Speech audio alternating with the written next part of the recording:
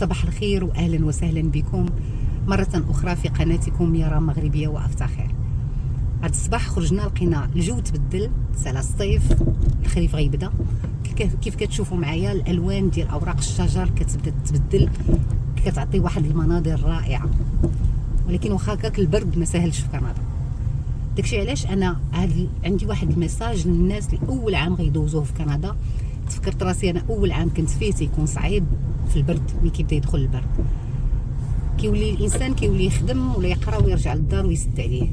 وانا كنصح هاد الناس ما تاخذوش على الطريق ديال انكم تدخلوا وتسدوا عليكم. فلهذا انا كنقول لكم كاينين لي سيت ديال المنطقه اللي نتوما فيها، غتدخل الانترنت غدير اسم المنطقه وغتشوف لو سيت اوفيسيال. هاد لو سيت غتلقى فيه لي زاكتيفيتي اللي يمكن لك دير في الفصل ديال البرد، وكتكون مناسبه انك تلاقى الناس، تبارطاجي معاهم، تتعامل معاهم، تعرف، تعلم شحال من حاجه. وبالنسبه للناس اللي واخا هكاك ما يقدروش على البرد وما يبغيوش يخرجوا، انا كنصحكم الى يمكن لكم انكم تقراو. دابا كاينين دورات مجانيه في الانترنت اللي كتفيد الجميع. اللي مهم ما تحبسوش راسكم في الدار وما تجلسوش ما ديروا والو، حيت يبقى المخ تيدي ويجيب، والغربه والوحدانيه كتكون صعيبه.